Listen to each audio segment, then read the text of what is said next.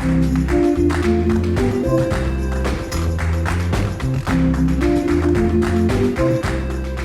and welcome to Stork'd, the podcast in which we explore the many ways to build and define family. This is your host, Julia, and today I'm absolutely thrilled to introduce you to Samantha Diamond of Bird and Bee. Samantha's going to tell us about her journey with secondary infertility, trying to have her third baby. We talk about her PCOS, and we talk about that moment of walking through a drugstore trying to get ovulation tests or trying to get a pregnancy test or whatever it is that you need for your journey, and just how triggering it is to look at a picture of a baby when you're trying to conceive and you're facing infertility, or a white couple when you may or may not be heterosexual, or you may or may not be a couple in my case.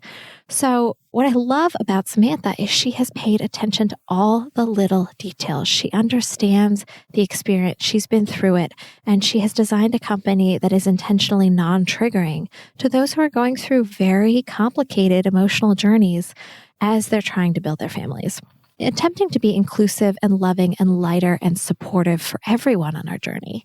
That is so powerful. One very important component that I'll draw your attention to is we talk about miscarriage and loss. And Samantha will tell us that she probably would advise her younger self to do it a little bit differently than she did it. So here's a wonderful episode about PCOS, infertility, miscarriage and loss, and building a company that is for all of us so that we feel heard and seen and safe and lighter in our journeys. As always, if you like a Stork'd episode, please share it. You never know who could benefit from a Stork'd story.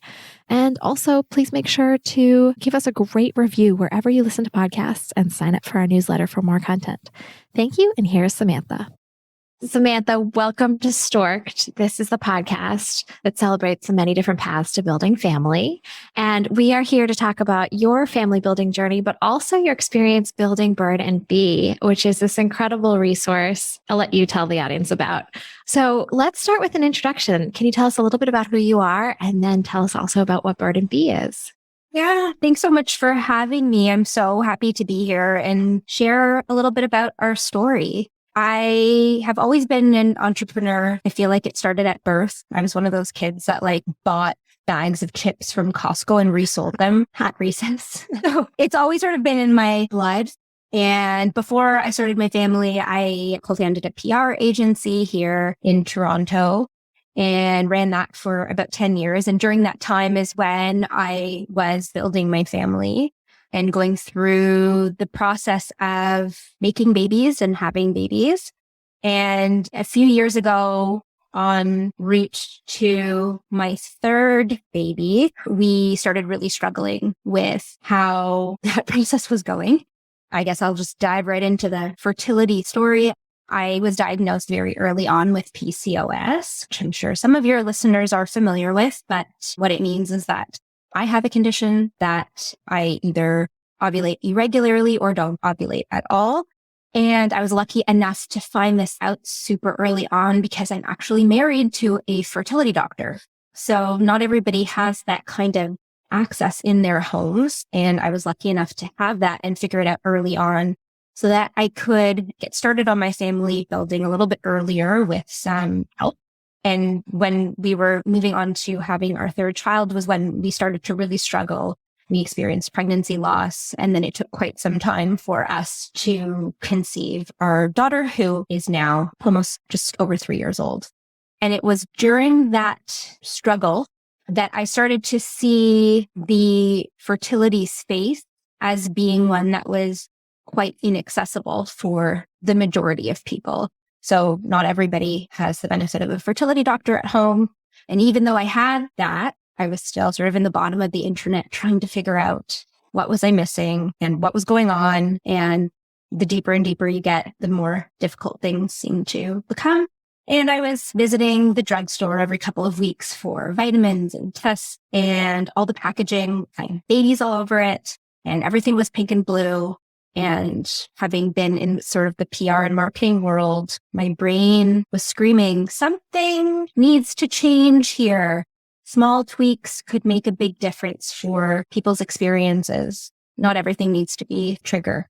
So it was at that point that I decided I was going to sell my company and to start something entirely new in the fertility space. Oh my gosh, there's so much to talk about here. So I'm going to take it chunk by chunk. You talk about, you've got this resource, you have this partner, your husband, who should know this stuff inside and out. And by extension, you should have access and familiarity with fertility information at a level that most people don't. And yet you still struggled. Can you tell us a little bit about the early discovery of PCOS, what that felt like, what your symptoms were, and this journey from that discovery to your third baby? So I was very young. I was in my mid-20s. And I think my husband and I were still just dating. And I decided to go off the pill.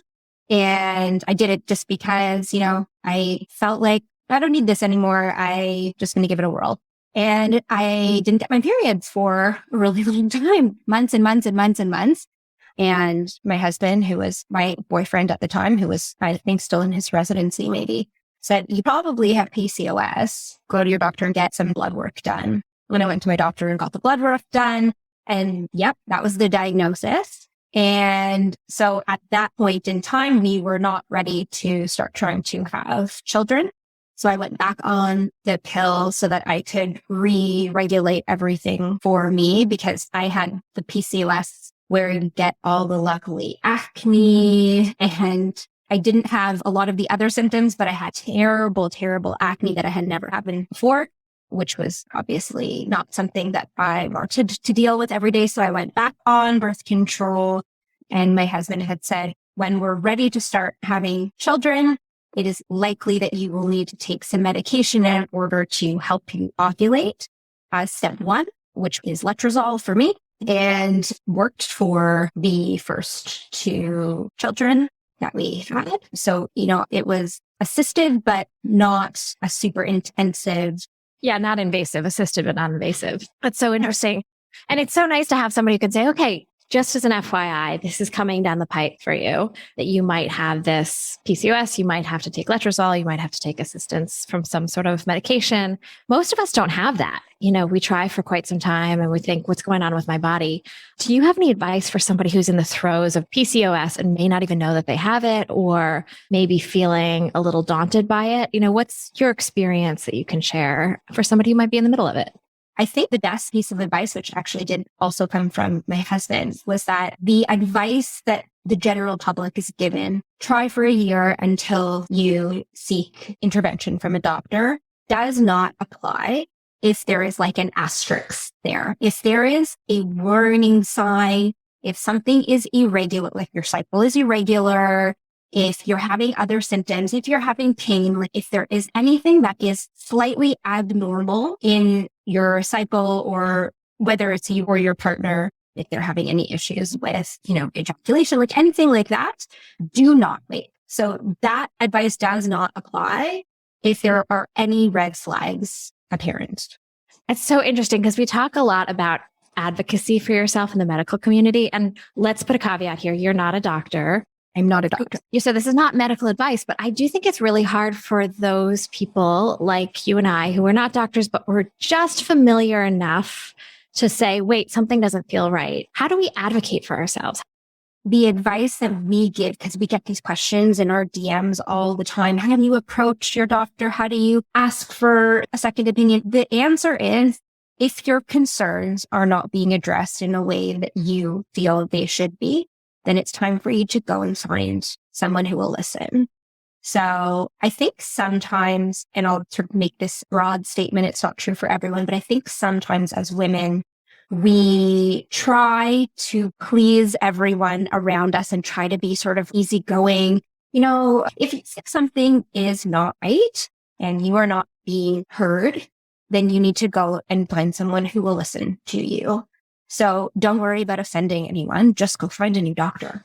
Yeah, I so appreciate you saying that. And I did personally find a new doctor. I didn't struggle with PCOS, but I did feel like I want a second opinion when I didn't feel like I was being heard. And I did find a doctor that I'm obsessed with, recommend to everyone. If you're in the Boston area, DM me. I think we've been trained as consumers of the medical institutions to just shut up and listen rather than advocate.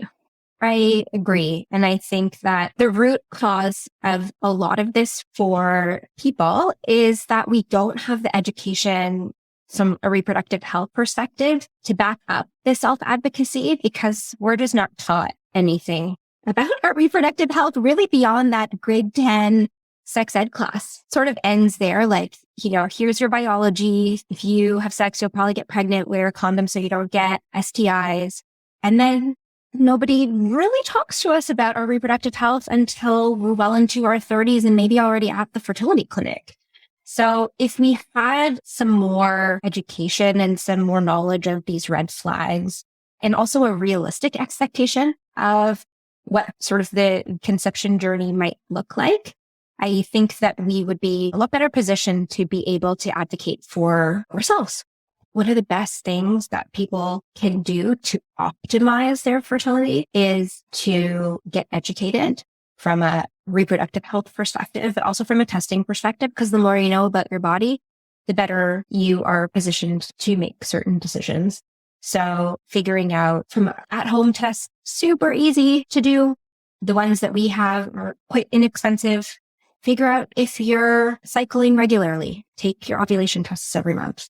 Figure out from a sperm perspective, do I have normal sperm concentration and motility? If not, those are the signs that you need to get in to see a specialist early. We have so many fertility doctors that we work with that have said patients will come in after 2 years of trying and they just wasted 2 years of trying at home. And fortunately for people with eggs, depending on age, time can be a factor. Time is like the greatest currency when it comes to fertility. And again, when it comes to self-advocacy, if you're not being heard, then go and find someone who will listen to you. That's incredible advice. Let's talk a little bit about that moment, that moment of being in the drugstore, shopping for what you thought you needed and feeling like the packaging just wasn't speaking to you, like it just wasn't the right level of communication. You had mentioned this earlier. Tell us what that was all about. Sure. There's sort of two elements to that. One being the packaging and the other being like the amount of things that I needed and also the price of them, which I felt really out of reach for sort of the average consumer. So even before I was going in for all of these tests, the ovulation tests every 2 weeks and then the pregnancy tests every 2 weeks to follow that, I had been referred to see a fertility naturopath. Oftentimes a fertility doctor will say, why don't you see a fertility naturopath? So I had seen a fertility naturopath who was incredible and gave me a long list of vitamins to go and get. So I would be going into the store for all of these things all the time. And the first thing I sort of noticed is that reproductive health aisle beside the condoms and beside the lubricants. So all the condoms are like shiny, black, purple, and sexy. And then right beside it is like 2 columns of pink and blue boxes that has either like a large white baby on it or a white pregnant woman on it. What's the message? When you see that, what is the message you think we're getting? So first of all, I didn't understand why the ovulation tests had a pregnant woman on them, because that makes no sense. If you're ovulating, you're not pregnant. So why is that trigger there in the first place? But every month I would be taking these pregnancy tests and just staring at a box with a baby on it and thinking, this box is subconsciously telling me you should be pregnant, you should be pregnant, you should be pregnant. And for the majority of people, actually 80% of people per month, you're not pregnant. So this is just, again, a subconscious trigger that adds to an already very anxious and stressful process. What you're saying is in the middle of this intense, emotional, anxious, provoking period of time, you're looking at something that makes it feel even worse, like even more emotional, even more raw. And that I can absolutely relate to that. I don't necessarily think we realize it all the time. I think a lot of it is just messaged to us. Like, how many times have you been served a pregnancy test ad because you're Googling whatever you're Googling and you get served whatever you're getting served?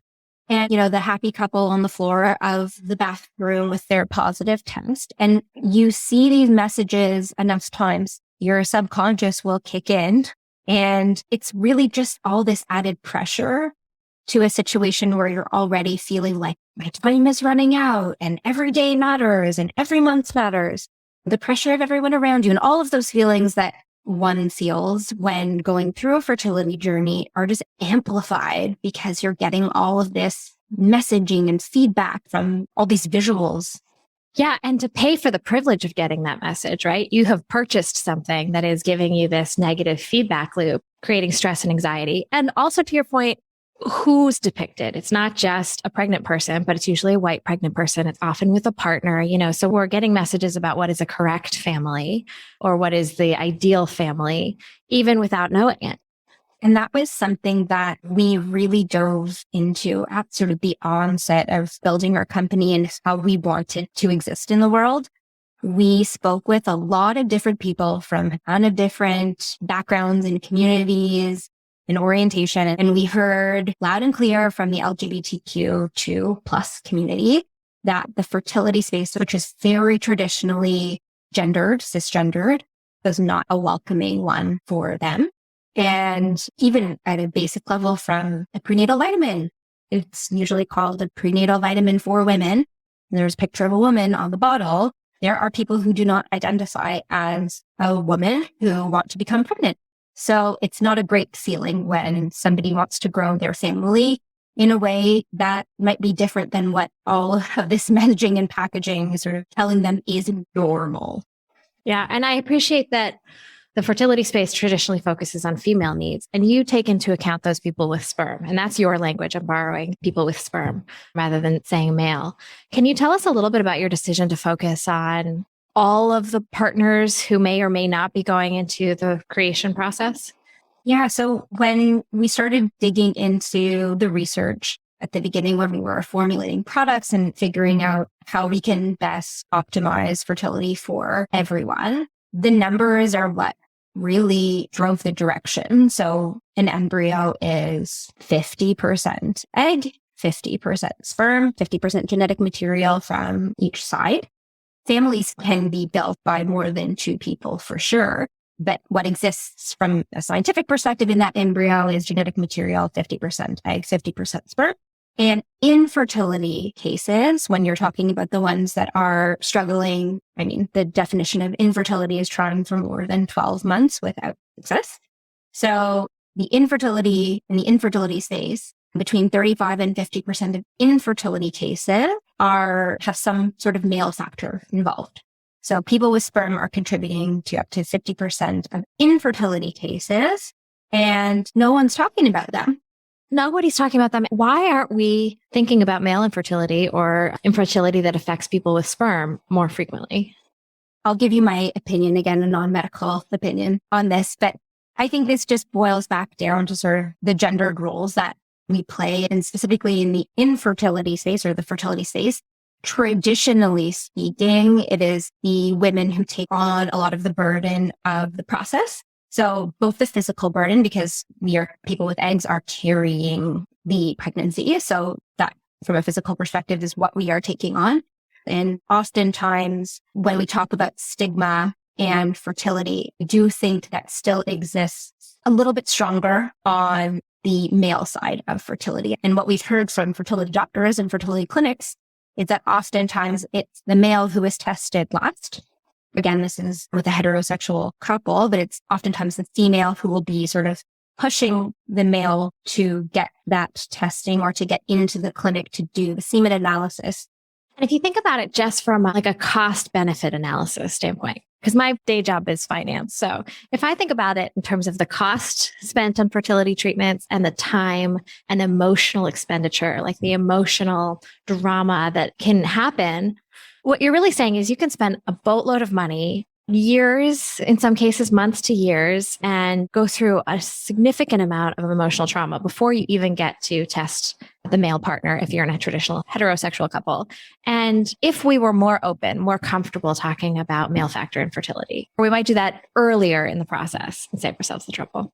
Yeah. And I think that's one of the absolute key messages is testing everything early. You can avoid a lot of heartache and a lot of cost if testing is done earlier.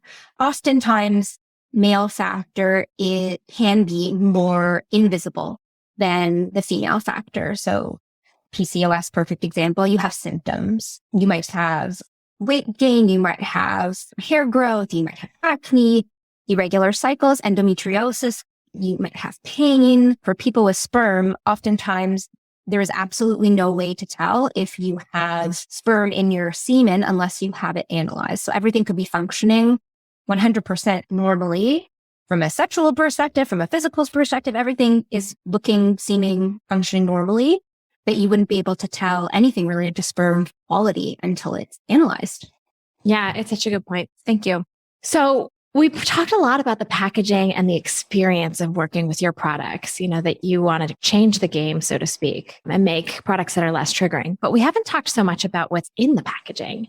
Can you tell us a little bit about the formulation and how this company came to be what it is now? So again, this sort of element of what we've built stemmed from my own experience and truly my frustration with trying to cobble together my own care and protocol. Because again, I was lucky enough to have access to a fertility naturopath that I could afford to pay for. That is not something that is accessible to everyone. And I left the fertility naturopath's office with a huge list of all these different supplements. There is science behind all of these supplements, but then I had to go out and get them. And they're not cheap.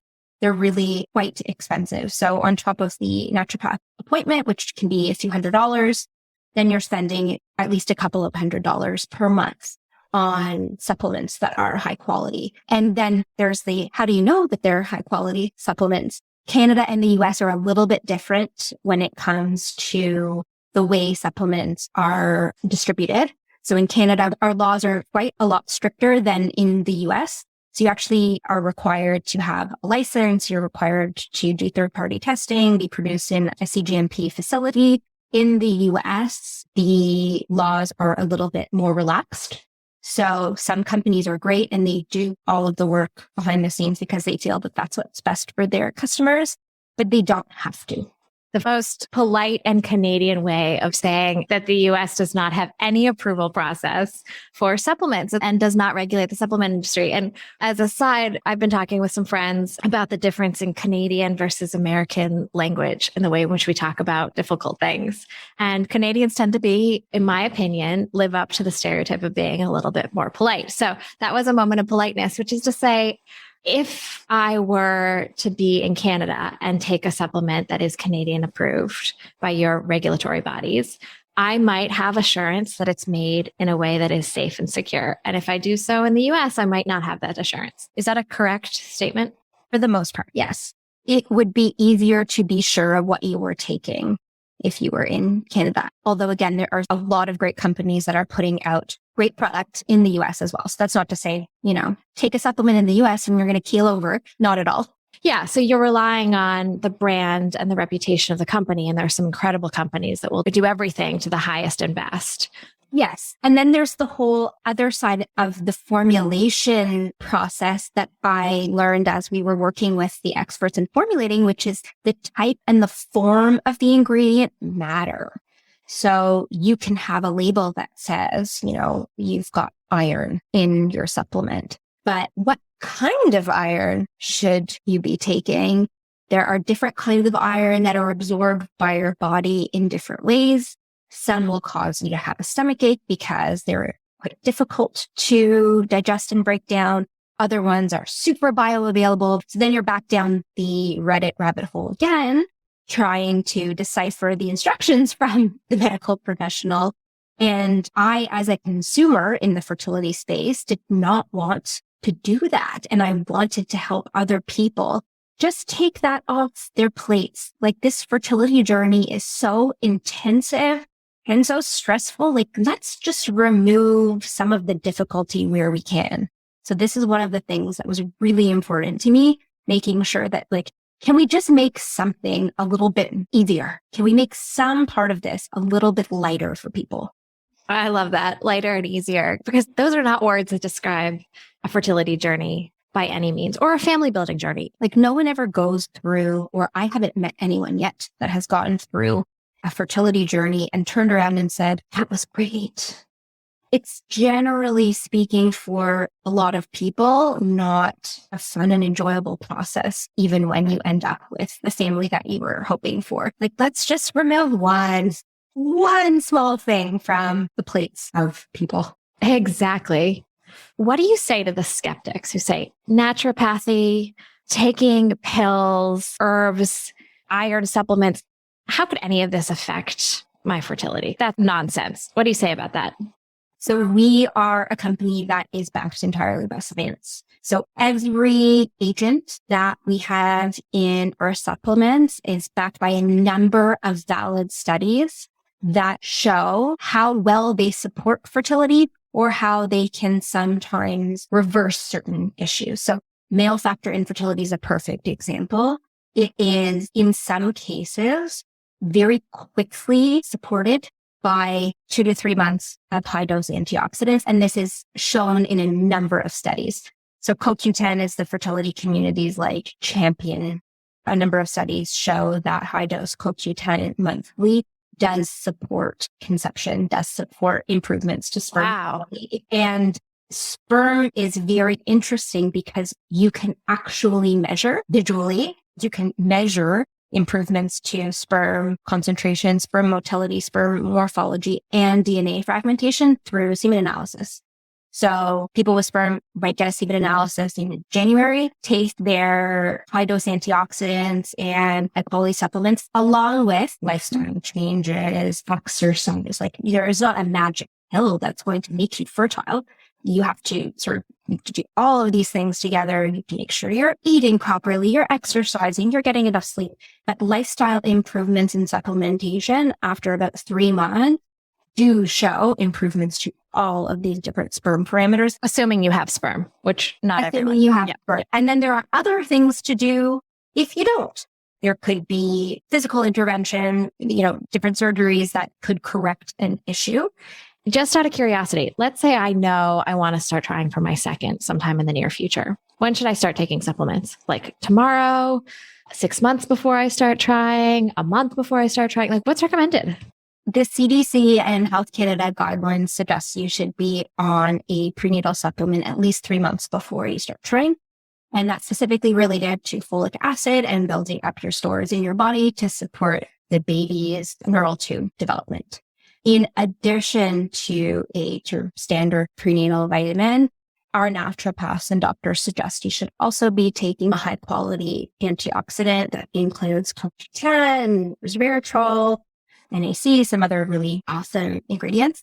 It is helpful to be on them again 3 months before you start trying. And this goes for people with sperm and people with eggs. It takes about 2 to 3 months for sperm to fully regenerate and to mature. And it's the same thing for the egg. So it's the amount of time it takes for the egg to be recruited, grown, and released. So you want your top quality sperm and egg when you do start trying. There's no harm in making sure that you've got your best soldiers ready for their trip. So it's interesting. You said, and I totally agree with this, that you don't go through a process like this without some sort of struggle or some sort of challenge. It's not necessarily easy, light, fairy, rainbows and unicorns. There's also something to be said about when you go through something that challenges you, it changes you as a person. Surely this one changed your career because you said you sold your business and you started a new one. I mean, that is a major life change. And I want to hear about that moment where you made the decision to do that. But I'm also curious, what other ways have you changed as a person as a result of having gone through the struggles that you did to have your third child? I really think I learned to lead with kindness because infertility and loss is absolutely invisible. And it reinforced to me that, we truly don't know what someone else is going through. I dealt with my loss in a way that I obviously would have changed if I could go back in time. But the way that I dealt with it was to, at first, just completely ignore it and try to push it down, move on. I went back to work a day later and I didn't take any time off. And I had all of this anger and sadness inside of me. And I just continued to trudged forward. And I've had 2 other children at home. So I had to go to work, deal with my two other children. And then at night, I would just get into bed and stay there as soon as the other two kids were asleep, and then, do it all again the next day. And I got into a really dark place. I wasn't pleasant to be around at all. And looking back, I can see how that affected everyone else around me in my life and at work. I had a staff of people who did not understand why I was so impatient and angry and maybe making decisions I wouldn't have made otherwise work. And it really just taught me to reinforce that we really, truly don't know what other people are going through just below the surface. If you're experiencing loss or have experienced loss, and it's this invisible thing that you can't necessarily talk about, how do you share with your coworkers or family members or friends what you're experiencing so that you can have that space to breathe, take care of yourself, nurture yourself in the context of a world that doesn't really welcome those conversations? So that's another huge topic that through my own experience, I wanted to take on. So traditionally, our doctors tell us you might want to keep your pregnancy news to yourself for 3 months until the pregnancy is very much more viable and less likely to end in loss, given the statistics. But in doing so, you spend those first 3 months in absolute silence. So you might have a pregnancy that's made you extremely sick or require time off from work because you're not feeling well, but you haven't been able to tell anyone. Or you might have a pregnancy that ends in loss so early on that you haven't been able to tell anyone. So you're dealing with that loss alone. So that's what happened to me. I didn't tell anyone I was pregnant, and I lost our pregnancy at 9 weeks. And I hadn't told anyone I was pregnant. And I felt very awkward going to a friend or coworker or anyone saying, I was pregnant and now I'm not. And, it's just a conversation that we haven't been taught to have. So in an ideal world, I would like to work towards flipping that narrative entirely. And if it ends in loss, 1 in 4 pregnancies end in loss. So you wouldn't be sitting there completely alone. And it would be less shocking for people to, I don't know if that's the right word, but might be less unexpected if we at least talked about it. And we at least shared what we were all going through without this sort of shroud of silence around the first 3 months, because it might not work out. Yeah. And some advice I was given early was open up to those people that you would want to be holding your hand, literally and figuratively, if you were to lose the pregnancy. And if you don't want them in your time of grief or in your time of need, those are the people you don't share with. And I took that to heart in my family building journey, even to tell and announce or proclaim to certain people in my life that I was about to embark on a solo parent by choice journey. I sort of started with who's the small universe of people who are going to have my back no matter what? And I'll start there. And the more I grew in confidence in my decision, the more I grew in the confidence to share it more broadly, so that by the time I was telling random strangers on the street, I was already so certain of my choice and frankly pregnant. Their opinion didn't matter anymore. I think it can be very hard. It can also be hard to be on the receiving end. Had you and I been friends at that time and you said that you had had a loss, one of the challenges, the great challenges I face is, how do I then support somebody going through that? How do I show up and say, I hear you, I see you, that sucks. And I think what I learned from my own experience is that sometimes you don't have to say anything at all. You can just be there to sit with the person in their pain. And I think that is a very hard thing to learn how to do, to not try to fix the problem, but to just sit with them. I mean, I'm Jewish, so I send food always. You're right. Food is a beautiful way to say, I love you. So let's go back to that moment when you were experiencing this loss. You just articulated how you didn't feel like you had the resources and therefore you weren't yourself in your experience. If you were to meet yourself now, go back in time and give yourself the love and support as though you were a friend to yourself, what would you have wanted to do? So the first thing I would have done was actually taken time off work. I would have given myself grace and space. So I would have told myself, if you would like to lie in bed for a few days, and if you would like to be alone for a few days, or if you would like to be with people for a few days, you need to actually allow yourself to have that space and grace. And the second biggest thing that I would have done was I guess, to either seek therapy or found a way to be able to talk about it. I think I would have benefited from seeing a therapist to just talk through the grief, because I don't think I allowed myself to actually experience the grief because I was so scared of experiencing the full blown grief of it. And I didn't even talk about it deeply with my husband until probably a few months ago, when we had done some programming through Bird and Bee during Pregnancy and Infant Loss Awareness Week. And I think back in the fall, we had a therapist who joined us on an Instagram Live, and then it sparked a conversation with my husband. And it was truly the first time that I allowed myself, almost over 3 years later, to actually process the grief and sit there and cry and talk through it and explain, I wish you would have done this and I wish I would have done this, that I waited so long to process it that it was built up. I couldn't even approach the topic without just bursting into tears. And I feel as though now I've worked through it and I've gotten it out, and I'm now able to speak about it, and I'm able to support others going through it. And I wish I would have allowed myself the opportunity to process it at the time. Wow, that's really powerful. And I so relate to those moments where you think you have to continue down the path. And so you just bury whatever you're feeling, and it always comes up later. It may come up in unsurprising ways. And from your own experience of creating your own family, what does family mean to you? Well, I think for everybody, it's very different. For me, my family is my peace. My family feels like peace. It feels like I don't have to try. I don't have to be something that I don't feel I am. It's just everything about them around me is absolute peace. And that's not to be confused with peaceful, because it's certainly not that. I absolutely love my kids and they are wild, but not peaceful, but a feeling of being at peace. Like, this is where I am supposed to be. And I want that for other people. I feel after we sort of completed the last piece in our family puzzle, I felt that peace. And I felt like I am no longer feeling, not whole, not complete, wanting for something. I felt like I am now complete. Is that how it felt when you were working on that last piece of the puzzle, your third baby?